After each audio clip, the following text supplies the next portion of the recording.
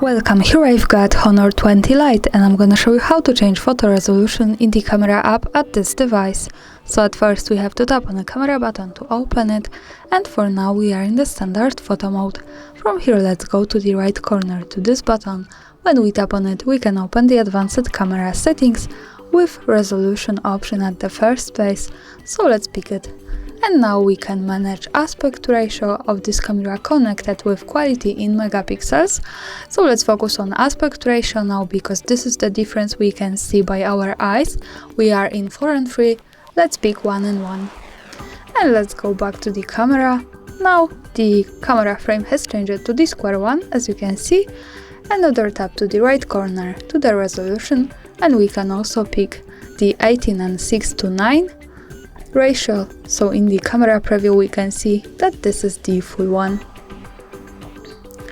And of course, when we tap here once again to the right corner to the resolution, we can easily go back to 4 and 3, the original one. So to remind you, this is how it looks like.